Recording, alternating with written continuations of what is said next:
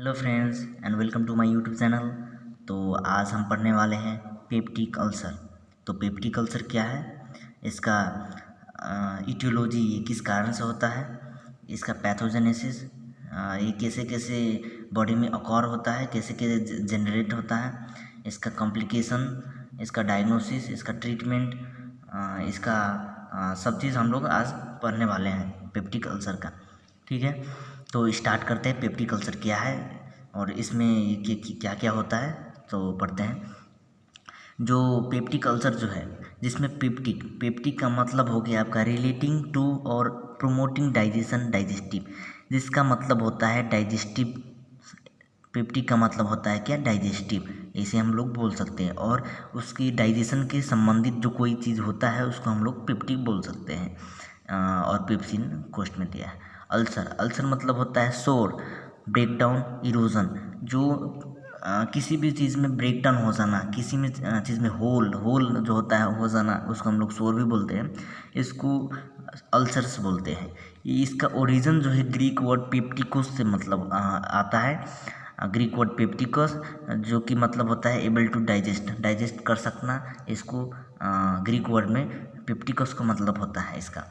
जो peptic ulcer है क्या है, इसका डिफिनेशन सब पूरा देखते हैं। तो पेप्टिक अल्सर जो है ये सोर है, डेवलप हो जाता है mucosal lining of stomach, lower oesophagus और स्मॉल इंटेस्टाइन और any other part of the GIT. जो पेप्टिक अल्सर जो है किसी भी पार्ट में, जैसे कि स्टोमच हो गया, लोअर इसोफेगस हो गया, स्मॉल इंटेस्टाइन हो गया, या तो किसी भी पार्ट ऑफ जीआईटी का गैस्ट्रो इंटेस्टिनल ट्रैक्ट का कोई भी पार्ट में अगर आपका छोटा सा होल हो जाता है, ब्रेकडाउन हो जाता है, सोर हो जाता है, तो उसको हम पेप्टिक अल्सर्स बोलते हैं। जो पेप्टिक अल्सर्स होता है ये तो होता है result of inflammation of cows by bacteria या हेलिकोबैक्टर पाइलोरी के कारण से, या तो पेप्सिन के कारण से म्यूकोजा लेयर में इरोजन आ जाना उसके कारण से, या तो पेट में जो एसिड्स होता है उसके कारण से ये पेप्टिक अल्सर होता है। The ulceration can develop at any part of the alimentary canal, but it occurs majorly in three parts. जो पेप्टिक अल्सर्स होता है वो किसी भी पार्ट में हो सकता है, मगर ये खास करके 3 जगह पर होता है। जैसे कि पेट में होता है, उसको हम लोग गैस्ट्रिक अल्सर बोलते हैं। इसोफेगस में होता है, उसको इसोफेगल अल्सर बोलते हैं। ड्यूडेनम में हो जाता है, उसको हम ड्यूडेनल अल्सर बोलते हैं। इसका फिगर्स यह है, ये आपका हो गया इसोफेगस में, ये हो गया स्टोमच में जिसको गैस्ट्रिक बोलते हैं, ये हो गया ड्यूडेनम में जिसको ड्यूडेनल अल्सर बोलते हैं। तो ये हो गया थोड़ा सा इंट्रोडक्शन। अब देखते हैं इसका इटियोलॉजी, ये किस किस कारण से, कॉजेज ऑफ पेप्टिक अल्सर, किस किस कारण से ये पेप्टिक अल्सर हो जाता है, ये देखते हैं। तो इसका 1 नंबर में है infection cause by Helicobacter pylori, Helicobacter pylori के कारण से। तो जो हेलिकोबैक्टर पाइलोरी बैक्टीरियम जो होता है वो उसको एबिलिटी होता है यूरिएज एंजाइम प्रोड्यूस करने में, और जो यूरिएज एंजाइम जो होता है वो एमोनिया और कार्बन डाइऑक्साइड में टूट जाता है, टूटने में मदद करता है यूरिया को, क्योंकि यूरिएज जो है ना एंजाइम है वो स्प्लिट करता है यूरिया को एमोनिया और कार्बन डाइऑक्साइड में। This action is particularly responsible, जो इसका काम है वो उसको जो हेलिकोबैक्टर पाइलोरी है उसको मदद करता है एसिड मीडिया में सरवाइव करने के लिए, और उसी टाइम पे वो क्या करता है, पेप्टिक अल्सर जनरेट करता है। Proteases and lipase produce by Helicobacter pylori is responsible for degradation of gastric mucus and cell injury from back infusion of gastric acid. जो प्रोटीज और लाइपेज एंजाइम जो होता है, जो हेलिकोबैक्टर प्रोड्यूस करता है, वो क्या सक्षम होता है, गैस्ट्रिक म्यूकस को डिजेनरेट करने में, उसको तोड़ने में सक्षम होता है, और सेल इंजरी करने में गैस्ट्रिक एसिड का।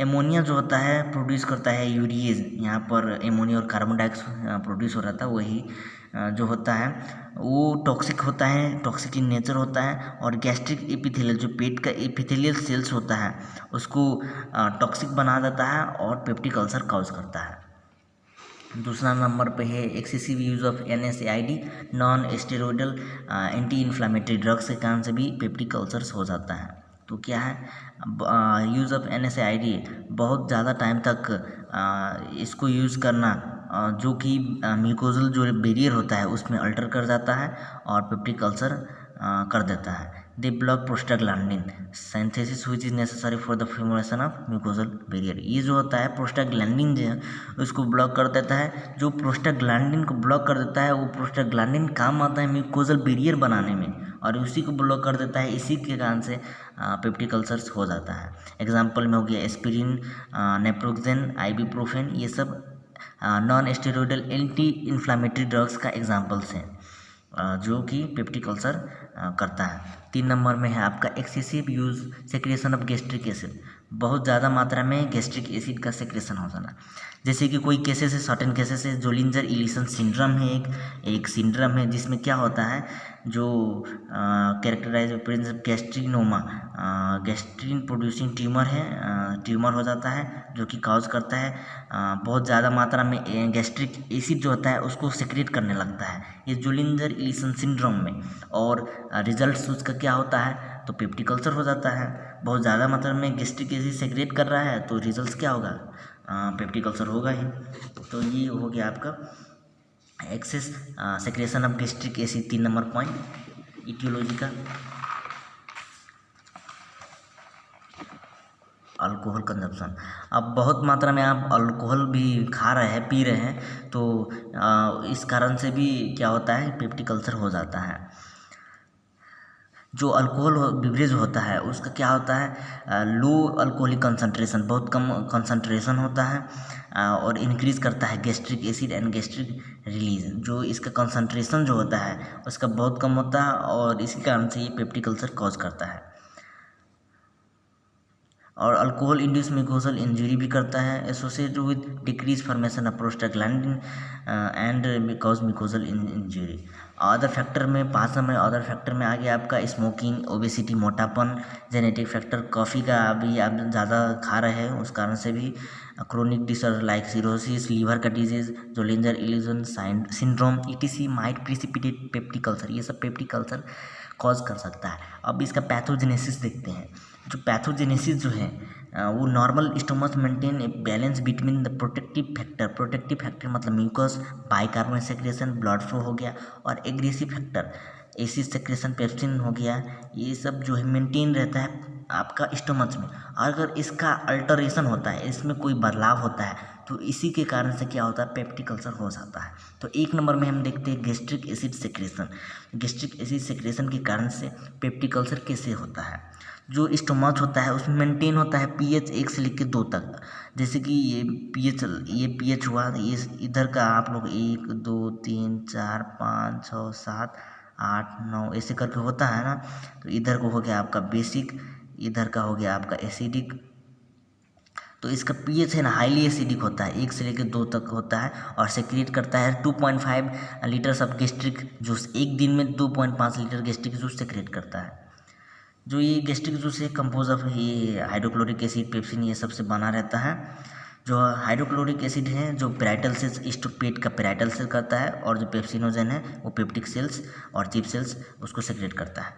Apart from this protective factor जैसे कि म्यूकस, बाइकार्बोनेट जो भी सेक्रेट होता है उस टाइम पे, जो कि प्रोटेक्टिव एक लेयर है, प्रोटेक्ट करता है गैस्ट्रिक एसिड के खतरनाक इफेक्ट के कारण से। और इसका अल्टरेशन जब हो जाता है वो उसी को पेप्टिक अल्सर काउज करता है, इसी के कारण से पेप्टिक अल्सर काउज करता है। हेलिकोबैक्टर पाइलोरी इंड्यूस अल्सर, जो हम लोग जो पढ़े थे उसमें इटियोलॉजी में भी हेलिकोबैक्टर पाइलोरी था। अब पैथोजेनेसिस में किस कारण से पेप्टिक अल्सर हो जाता है, इसी में पैथोजेनेसिस आता है। तो पहले हम लोग गैस्ट्रिक एसिड के कारण से देखें पैथोजेनेसिस, अब हेलिकोबैक्टर से देखेंगे, फिर दूसरा से देखेंगे हेलिकोबैक्टर इंड्यूस अल्सर। जो ग्राम नेगेटिव हेलिकोबैक्टर पाइलोरी जो है वो क्या करता है, उसको पास एक प्रॉपर्टी होता है यूरिएज प्रोड्यूस करने का, यूरिएज एंजाइम प्रोड्यूस करने का। और उसमें क्या होता है आपका यूरिएज एंजाइम में जो है इसके कारण से सर्वाइव करता है एसिडिक मीडियम में, अनफेवरेबल जो इन्वायरमेंट है उसमें सर्वाइव कर सकता है वो हेलिकोबैक्टर पाइलोरी। जो ये जो है, ये जो हेलिकोबैक्टर पाइलोरी जो कैसे कैसे डेवलपमेंट होता है इसका दो टाइप स्टेप्स में डेवलपमेंट होता है। फर्स्ट स्टेप में बैक्टीरिया जो है एंटी माइक्रोबियल जो गैस्ट्रिक एसिड बैरियर जो होता है, म्यूकोजल लेयर जो होता है, उसको क्या करता है, डिस्टर्ब करता है, ब्रेक डाउन करता है, और इन्वायरमेंटल गैस जो उसका इन्वायरमेंट होता है उसको एडेप्ट करता है। दूसरा स्टेप में क्या होता है, ये जो म्यूकोजल लेयर जो होता है उसमें अटैच करता है और gastric clearance of bacteria due to peristalsis, और जो गैस्ट्रिक क्लियरेंस होता है वो होने नहीं देता है, और शो करता है expression of genes which allows the bacteria to persist in this environment, और उसी किस्म का जीन का बिहेवियर दिखाता है और उसमें रह पाता है ये। द एंजाइम यूरियस जो है बाय बैक्टीरिया वो एमोनिया और कार्बन डाइऑक्साइड में कन्वर्ट होता है, और ये कन्वर्जन जो है पीएच को इंक्रीज करता है और बैक्टीरिया को एसिडिक इन्वायरमेंट में बचने रहने के लिए जगह देता है, क्योंकि ये न्यूट्रलाइज एमोनिया जो बेसिक होता है, पीएच जो है हमारे स्टोमच का एसिडिक होता है, इस कारण से न्यूट्रलाइजेशन होता है और पेप्टिक अल्सर हो जाता है। NSAID induce ulcers non steroidal anti inflammatory drugs के कारण से अल्सर कैसे होता है ये देखते हैं। जो NSAID जो है इंक्रीज करता है गैस्ट्रिक एसिड सेक्रेशन, जो कि म्यूकोजल लाइनिंग को डिस्टर्ब करता है और अल्सर्स करता है 1 नंबर में।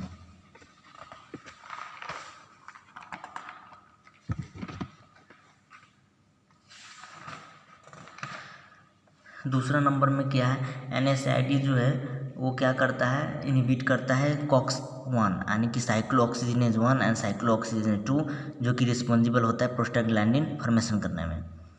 इनहिबिशन ऑफ प्रोस्टाग्लैंडिन की इनहिबिशन के कारण से म्यूकस और बाइकार्बोनेट सेक्रेशन जो है ना उसमें इम्बैलेंस आता है, और प्रोटेक्टिव और डिलीटरियस फैक्टर में इम्बैलेंस आ जाने के कारण से अल्सर्स जो फॉर्म हो जाता है। अदर फैक्टर के कारण से भी ये सब पैथोजेनेसिस हो सकता है। साइन एंड सिम्टम्स में देखते हैं तो इसका साइन एंड सिम्टम्स जो है मेन जो साइन एंड सिम्टम्स है वो क्या, उसमें क्या आता है, पेन होता है एब्डोमेन में, burning sensation with increase after 2-3 hours of food consumption, 2-3 घंटा खाना खाने के बाद हम लोग को बर्निंग होता है पेट में, ये इसका मेन क्लिनिकल मैनिफेस्टेशन है, मेन साइन एंड सिम्टम्स है। अदर्स साइंस में आ गया ब्लोटिंग मतलब स्वेलिंग और feeling of fullness in the abdomen, पेट भरा हुआ लगना, heartburn, nausea, vomiting. Severe cases symptoms में आ जाता है आपका डार्क और black stool, bleeding, vomiting, heartburn, indigestion, loss of appetite. Belching का मतलब होता है to allow air from the stomach to come out noisily through the mouth से जो साउंड होता है वो एक्सपेल्स होता है, उसको हम लोग बेल्चिंग बोलते हैं, जैसे कि ढकार बोल सकते हैं इसको डायरेक्ट। तो ये होता है weight loss, severe pain in the mid to upper abdomen में हो जाता है। ये हो गया आपका साइन एंड सिम्टम्स, हो गया sign and symptoms of peptic ulcer. अब हम देखते हैं कॉम्प्लिकेशन मतलब समस्याएं क्या आता है पेप्टिक अल्सर्स के होने के बाद या हो जाने से के बाद या इसको ठीक करने के दौरान क्या क्या होता है, कॉम्प्लिकेशंस देखते हैं। जो ब्लीडिंग हो जाता है पेप्टिक अल्सर का 1 नंबर में कॉम्प्लिकेशन क्या है, ब्लीडिंग। तो ये कैसे होता है देखते हैं। अल्सर्स में cause bleeding at affected area which results in tar like stools, जो कि टार लाइक स्टूल्स जैसे कि थोड़ा थोड़ा काला काला स्टूल हो जाना, डार्क रेड टाइप का, उसको हम लोग मेलियानी भी बोलते हैं। ड्यू टू ब्लीडिंग पर्सनस में फील वीकनेस, ब्लीडिंग के कारण से जो पेशेंट होता है वीकनेस फील करता है और वॉमिट करता है blood in the stomach usually change by gastric acid के कारण से चेंज हो जाता है, और ये granny black appearance like coffee grains के कलर में परिणत हो जाता है। दूसरा कॉम्प्लिकेशन है पाइलोरिक ऑब्स्ट्रक्शन। जो पर्सन्स होता है have a pyloric obstruction cause by an ulcer, it results in increase in abdominal pain में रिजल्ट्स करता है, वॉमिट करता है अनडाइजेस्टेड और पार्शियली डाइजेस्टेड फूड को। परफोरेशन का मतलब होता है होल हो जाना, किसी अगर ये GIT है इसमें अगर होल हो जाता है, इसको हम क्या बोलते हैं, perforation, hole in the GIT।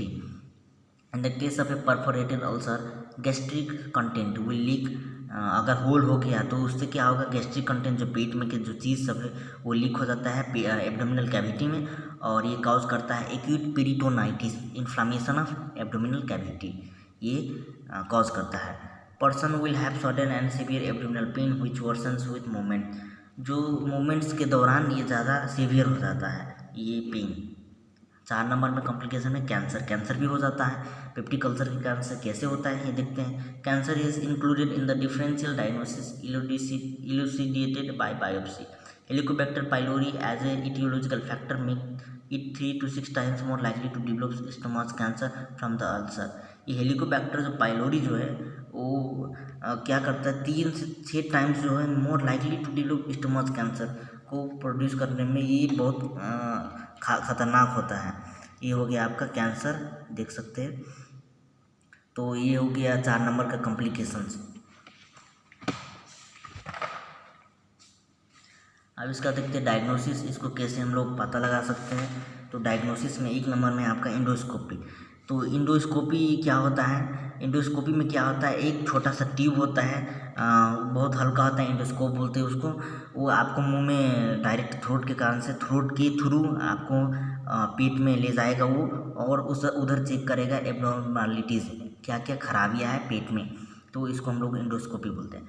Biopsy में क्या होता है, एंडोस्कोपी का दौरान ही बायोप्सी हुआ जाता है। तो उसमें क्या होता है, अगर उसमें पेट थ्रोट के थ्रू जो पाइप जो दिया है उससे क्या ले लेगा, थोड़ा सा स्टोमच का टिश्यू ले लेगा, थोड़ा सा जो पेट का टिश्यू होगा उसको टेस्ट करने के लिए वो ले लेगा, और बाद में एनालाइज करेगा पेप्टिक अल्सर डेवलपमेंट है कि नहीं।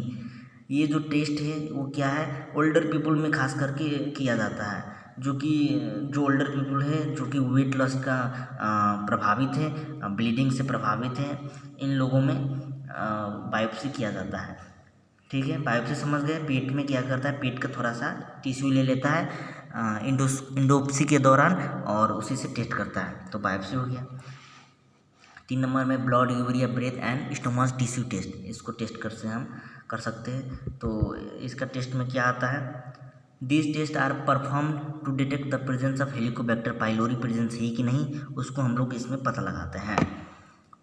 Although some of the test जो है हेलिकोबैक्टर पाइलोरी टेस्ट जो है वो गिव फॉल्स पॉजिटिव रिजल्ट्स भी दे सकता है या फॉल्स नेगेटिव रिजल्ट्स भी दे सकता है उन लोगों में जो कि भरखर ही, जो कि अभी तुरंत ही एंटीबायोटिक लिया है, ओमिप्राजोल लिया है, बिस्मथ लिया है। ये सब क्या है, एंटीबायोटिक्स क्या है, ये हेलिकोबैक्टर क्या है, एक बैक्टीरिया है, उसको क्या करता है, बैक्टीरिया को क्या करता है, एंटीबायोटिक्स। अगर ये बैक्टीरिया है तो आप उसको एंटीबायोटिक दे दीजिए, वो किल हो जाता है। तो उसके दौरान अगर आप लोग टेस्ट करते हैं ये blood, urea, breath and stomach tissue test, ये खाने के ही दौरान उसी टाइम आप टेस्ट करते हैं, तो वो क्या दे देगा, फॉल्स नेगेटिव रिजल्ट दे देगा या तो फॉल्स पॉजिटिव रिजल्ट दे देगा।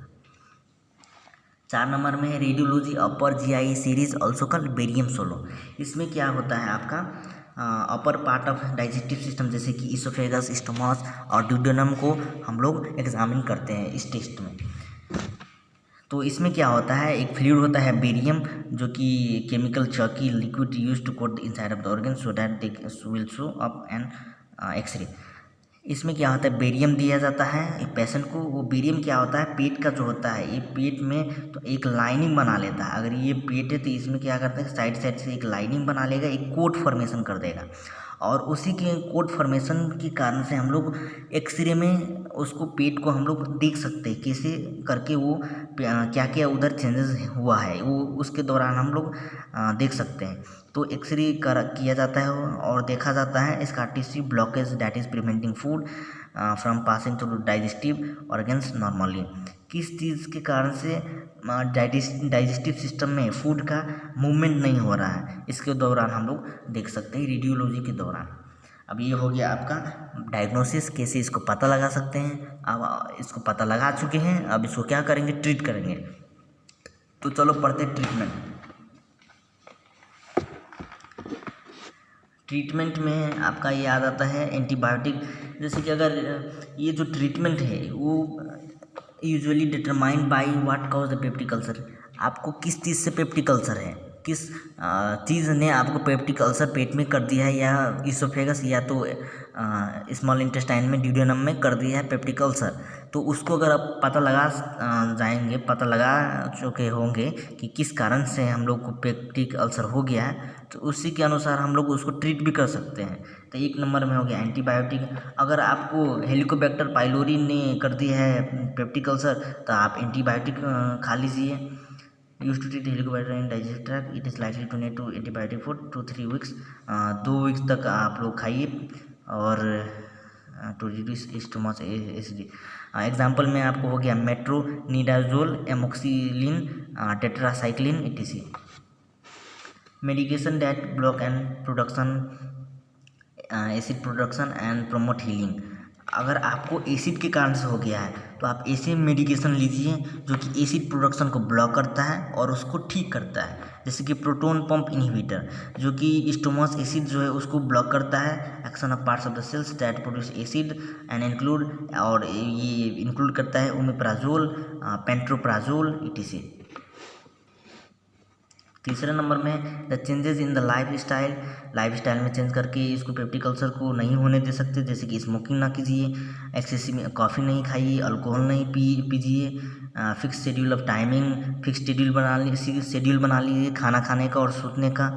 ये हो गया। द ड्रग्स इंक्लूड एंटासिड भी हो गया, H2 receptor antagonist, ranitidine, ulcer protective colloidal bismuth हो गया, can prevent and protect from peptic ulcer. ये जो ड्रग्स है कुछ ये पेप्टिक अल्सर को नहीं होने देता है। तो ये हो गया आपका पेप्टिक अल्सर का पूरा कंप्लीट इन्फॉर्मेशन उस नोट्स। अगर आपका नोट्स को रिक्वायरमेंट है PDF फॉर्म में तो आप टेलीग्राम पेज पे ज्वाइंट हो जाइए, वहाँ पर मैं PDF फॉर्म में नोट अपलोड कर दूँगा और वहाँ से आप लोग डाउनलोड कर सकते हैं। अगर ये वीडियो मेरा अच्छा लगा और आपको समझ में आया तो वीडियो को लाइक करें, कमेंट करें, शेयर करें और सब्सक्राइब कर ही दीजिए यार, अभी ही कर दीजिए, ठीक है। अब इसी के साथ मिलते हैं नेक्स्ट वीडियो में। Thank you. जय हिंद, जय भारत।